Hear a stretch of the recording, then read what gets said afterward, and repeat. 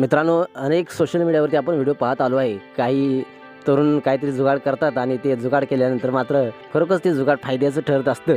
अशाच प्रकारचा एक व्हिडिओ सोशल मीडियावरती प्रचंड व्हायरल होत आहे.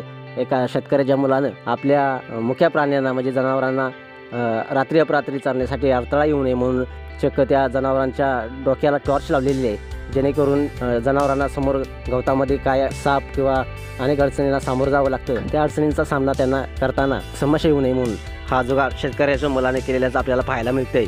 असा हा व्हिडिओ सोशल मीडियावरती प्रचंड व्हायरल होत आहे. शेतकऱ्याची मुलं हे प्राण्यांपासून आपल्या पिकाला संरक्षण मिळण्यासाठी अशा वेगवेगळ्या प्रकारचे जुगाड करत राहत असतात. असाच हा व्हिडिओ सोशल मीडियावरती प्रचंड व्हायरल होत आहे. त्या शेतकरी मुलाचं खरोखर कौतुक केलं पाहिजे. त्यानं मुक्या प्राण्यांना रात्री अपरात्री चरताना असं जुगाड केलं की मुकी प्राणी देखील आता सुरक्षितरित्या आपलं अन्न शोधू शकतात किंवा चारा खाऊ शकतात. असा हा शेतकऱ्याच्या मुलाचा जुगाड पाहून तुम्हाला काय वाटतं नक्कीच कमेंट्स करा आणि या एस एस स्पोर्ट चॅनेलला सबस्क्राईब देखील करा.